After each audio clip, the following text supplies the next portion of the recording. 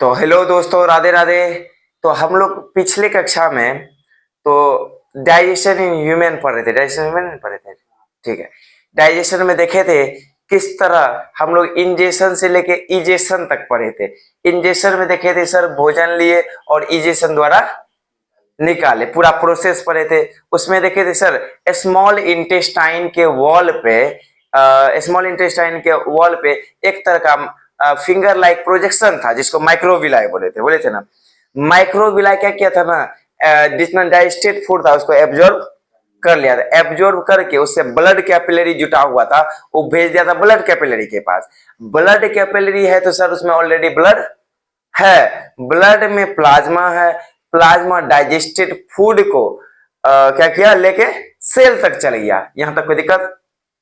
ये बताना इसलिए जरूरी है क्या कि अब जो हम लोग का टॉपिक है वो है रेस्पिरेशन। क्या? रेस्पिरेशन, ठीक है। तो रेस्पिरेशन में वो बताना क्यों जरूरी है, क्योंकि सर हम लोग वहां जो डाइजेस्टेड फूड को सेल तक पहुंचाया प्लाज्मा, वहां ग्लूकोज जब टूटा तभी एनर्जी मिला। और ग्लूकोज टूटने का मेन वजह हम लोग ऑक्सीजन लिए, नहीं समझे? अब कहने का मतलब लाइफ प्रोसेस का मतलब यहीं पढ़े थे। वैसा हर एक फंक्शन परफॉर्म करना जिससे हम लोग जीवित हैं, जिससे हम लोग जीवित रहे। पहला न्यूट्रिशन था, कहने का मतलब जब तक हम लोग भोजन नहीं लेंगे जीवित रहने वाले। दूसरा रेस्पिरेशन है, तो कहने का मतलब भोजन के साथ साथ ऑक्सीजन भी लेना जरूरी है। उसी तरह आज का जो हम लोग का टॉपिक है या चैप्टर है उसका नाम है रेस्पिरेशन, ठीक है। हम लोग बचपन से रेस्पिरेशन और ब्रीदिंग को सेम टर्म में पढ़ते आए हुए हैं, सेम टर्म में। तो याद रखिएगा रेस्पिरेशन और ब्रीदिंग में सबसे पहला अंतर क्या है। ब्रीदिंग का मतलब होता है simple exchange of gases, exchange of gases, exchange of gases. Exchange of gases का क्या मतलब हुआ सर? हवा लिए हवा छोड़े, ऑक्सीजन लिए CO2 छोड़े, ऑक्सीजन लिए और CO2 थे छोड़े, ठीक है। एक्सचेंज ऑफ गैसेस का मतलब हुआ सर इनहेलेशन और एक्सहेलेशन। इनहेल की the process by which organism inhaling और एक्सहेलिंग, ठीक है। क्या कहलाएगा? ब्रीदिंग। सर इसमें आ गया एक्सचेंज ऑफ गैसेस में आ गया इनहेलेशन, इन और एक्सहेलेशन। चलिए, इनहेलेशन का मतलब हुआ सर ऑक्सीजन लेना, एक्सहेलेशन का मतलब हुआ CO2 को छोड़ना। याद रखिएगा दुनिया में जितने सारे जीव हैं सभी को सर सांस लेने के लिए ऑक्सीजन ही लेना पड़ता है। तो हम लोग एक कॉन्सेप्ट बचपन में पढ़े थे सर, हम लोग ऑक्सीजन लेते हैं CO2 छोड़ते हैं, लेकिन प्लांट क्या करता है? CO2 लेता है लेकिन ऑक्सीजन छोड़ता है। लेकिन रेस्पिरेशन की बात करें तो रेस्पिरेशन में क्या होता है ना, सभी जीव, सभी प्लांट भी ऑक्सीजन ही लेता है। अब लेकिन उसका एक और प्रोसेस करता है प्लांट, खाना बनाने वाला, जिसको हम लोग फोटोसिंथेसिस बोले थे। क्या बोले थे? फोटोसिंथेसिस, ठीक है। फोटोसिंथेसिस एक प्रोसेस है जिसके द्वारा जितने सारे पेड़ पौधे हैं वो खाना बनाता है। लेकिन ब्रीदिंग में या रेस्पिरेशन में पेड़ पौधा भी क्या लेगा? ऑक्सीजन। क्या लेगा? ऑक्सीजन। लेकिन आप लोग सुने होंगे कहा जाता है रात को पेड़ के पास नहीं सोना चाहिए, रात को पेड़ के पास नहीं। इसका कारण है दिन में, सुनिए, दिन में हम लोग जानते हैं सूर्य का रोशनी रहता है, उससे पेड़ पौधा लाइट एनर्जी का यूज करके खाना बनाता है, ठीक है। लाइट एनर्जी का यूज करके खाना बनाता है और क्या छोड़ता है वेस्ट प्रोडक्ट के रूप में? वेस्ट प्रोडक्ट के रूप में हाँ ऑक्सीजन। क्या चीज? ऑक्सीजन छोड़ता है और ऑक्सीजन को हम लोग क्या करते हैं? ले लेते हैं। लेकिन दिन के समय की बात कर रहे हैं, जब वो रेस्पिरेशन करता है CO2 को बाहर निकालता है, वो भी तो रेस्पिरेशन कर रहा है ना, उसको भी CO2 को बाहर निकालना पड़ता है, ऑक्सीजन लेके CO2 को।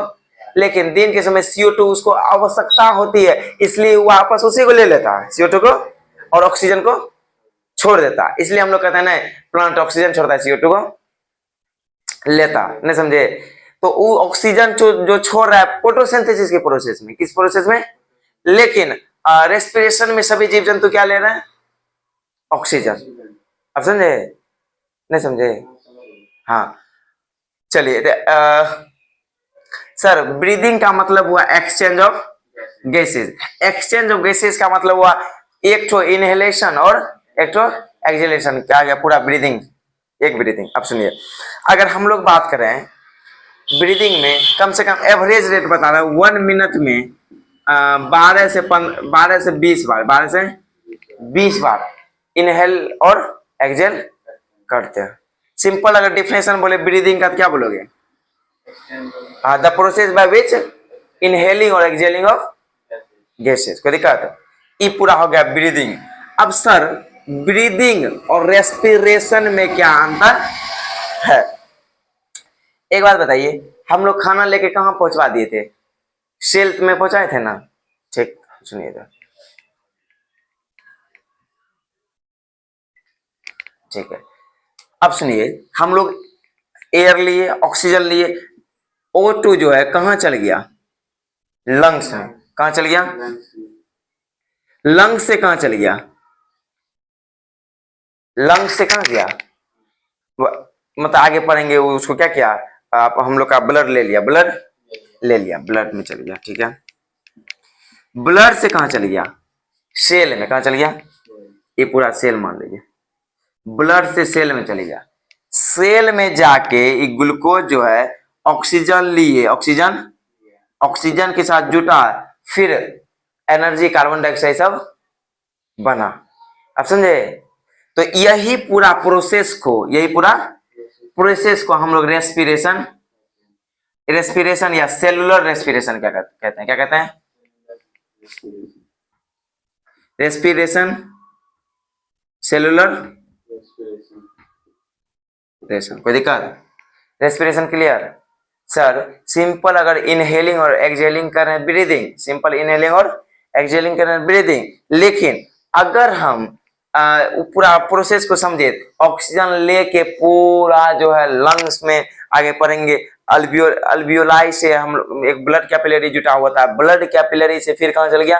ब्लड में। फिर ब्लड में हम लोग पढ़े थे 4 तरह का चीज सेल होता है, प्लाज्मा, डब्ल्यूबीसी, आरबीसी और प्लेटलेट। उसी में जो आपका आरबीसी हो गया, ये ऑक्सीजन लेके सेल तक पहुंचा दिया। सेल में हम लोग डाइजेशन में पढ़े थे ऑलरेडी ग्लूकोज रहता है, अब ऑक्सीजन गया तो टूट गया, टूट के हम लोगों को एनर्जी वेस्ट के रूप में CO2 उसको हम लोग एक्सहेल कर दिए। और इसी प्रोसेस को हम लोग सेलुलर रेस्पिरेशन कहते हैं। अब क्लियर हुआ?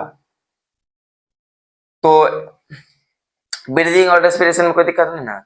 ब्रीदिंग हुआ सिंपल फिजिकल प्रोसेस, इनहेलिंग और अगर रेस्पिरेशन समझे केमिकल प्रोसेस। क्यों? क्योंकि सर इसमें एनर्जी बन रहा है, केमिकल प्रोसेस हो रहा है, केमिकल प्रोसेस हो रहा है। ठीक है, और रेस्पिरेशन में एनर्जी बन रहा है, लेकिन ब्रीदिंग में कुछ। चलिए, यहां तक कुछ पूछना है?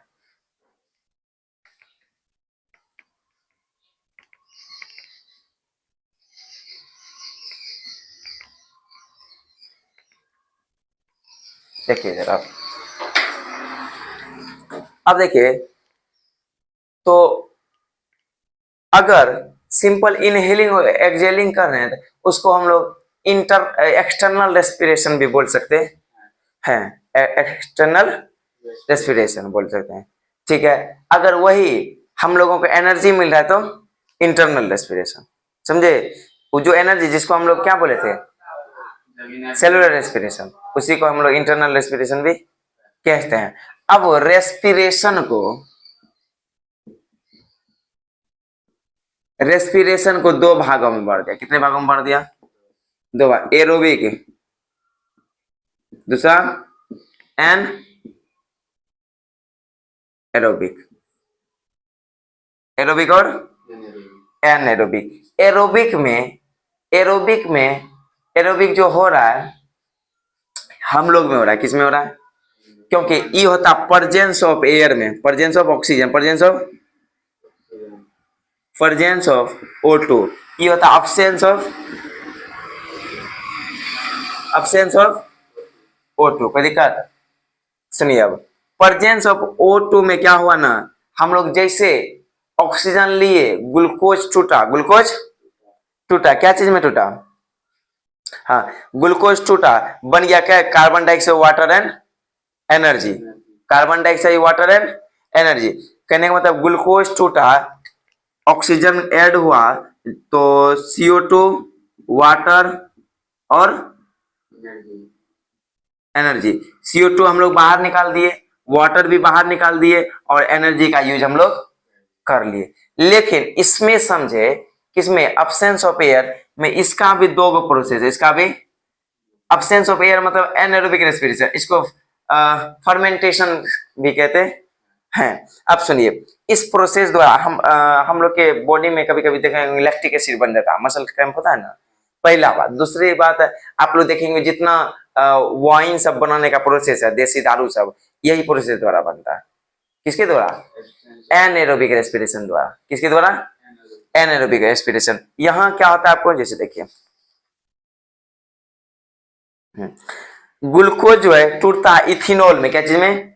Ethanol, carbon dioxide, water. फिर जहां लैक्टिक एसिड बनता है वहां लैक्टिक एसिड और ATP में टूटता है। अब सुनिए कैसे। यहाँ अगर देखिए जितने सारे जैसे गांव में देसी दारू बनता है, वहां क्या करता है ना, इस सब जो हो रहा है ईस्ट सेल में। कौन सा सेल में हो रहा है? ईस्ट सेल में। ये हम लोग में होने वाला नहीं। तो ईस्ट सेल हो रहा है। ईस्ट सेल के बारे में जानते हैं कुछ? नहीं। तो जैसे हम लोग चावल उवल खाते हैं, चावल उवल खाते हैं, उसमें ईस्ट प्रेजेंट रहता है, जो हमको दिखता नहीं है। जो हमको दिखता ईस्ट जो है, उसको अब लोग क्या करता है ना, वो लोग जो दारू शराब बनाता है उसको बहुत समय के लिए सड़ा गला देता है। क्या करता है?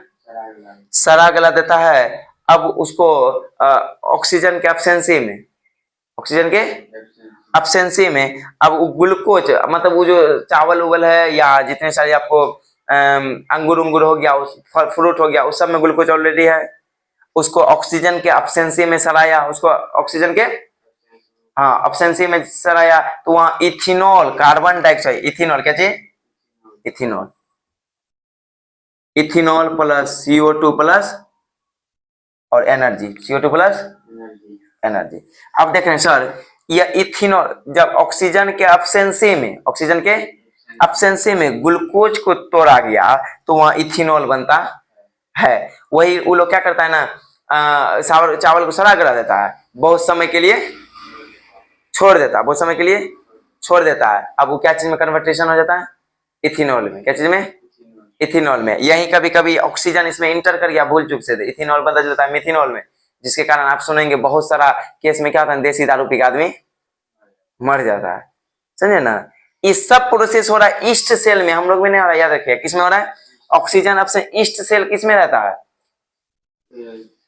हाँ, सब चीज में। अभी नहीं, अभी जो आप जितना भोजन वोजन लेते हैं, फूड वूड, सब में ईस्ट सेल प्रेजेंट रहता है, जो हमको दिखता नहीं। वो सेल जीवित रहता है, कहने का मतलब उसी में प्रोसेस होते रहता है। आप ऐसे भी सिंपल एग्जांपल से समझ सकते हैं। जो मतलब अभी चावल बना आप खा लेते हैं तो कोई फर्क उतना पड़ता, बासी खाना खाते हैं नींद, या सुबह का खाना शाम में खाते हैं तुरंत उसमें भी नशा धीरे धीरे लगने लगता है।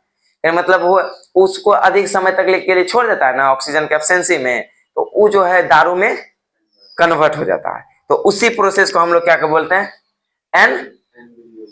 Anaerobic respiration. क्या बोलते हैं? Anaerobic respiration. अब देखिए, ये जो हो रहा था कहाँ हो रहा था? हम लोग के सेल के अंदर, सेल के अंदर ही हुआ ना। मतलब ऑक्सीजन जो गया कहाँ गया? हम लोग के सेल में गया। कहाँ गया? वो जो आपको हीमोग्लोबिन लेके चल गया सेल में, सेल के अंदर, फिर वहां माइटोकॉन्ड्रिया में इतना प्रोसेस हुआ। जबकि ये सब किस में हो रहा है? ईस्ट सेल में। किस में हो रहा है? अगर हम लोग क्या करें ना, कभी कभी मसल्स हम लोग क्रैम्प होने लगता है, कहने का मतलब उसमें कम मात्रा में ऑक्सीजन जाता है या लेते हैं, तो वहां जो है ग्लूकोज जो है, क्या चीज? ग्लूकोज जो है तुमको टूटता है lactic acid, lactic acid plus energy plus. यहां तक का प्रोसेस क्लियर हुआ?